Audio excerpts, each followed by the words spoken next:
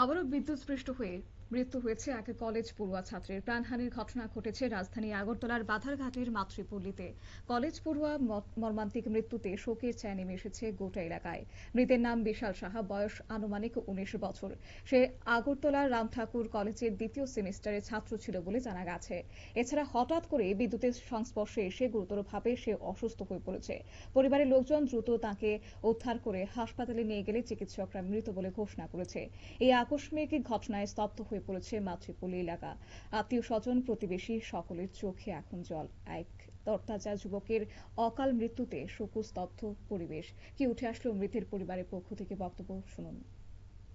ঠিক করতে আসলো, তারপরে বাইরে গিয়ে বেড়াইতে আসলো, তারপরে বাইরে বসলো, একটু বাইরে গিয়ে দেখতো, তারপরে বাইরে যিনি গীতা করছে, তারপরে একটা কারেন্টের বাড়ি কাছে পিছু ডাক দিয়ে গিয়ে যাইতে যাইতে পড়ে গেছে, আর কথা বলছে না। আমি তারপরে সবাই ডাক দিয়ে আনছি।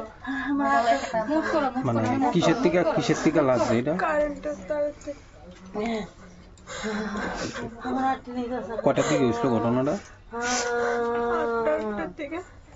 এটা কি ওই যে বৃষ্টির জল টল হয়েছে আসলো বাড়িতে, ওইখান থেকেই লাগবে না? তোমার তুমি আসলা বাড়িতে, আর কেউ আসলো না? আমি আসলাম আর পিছু আসলো, পিছু তো কারেন্ট ঠিক করতে আসলো। আচ্ছা।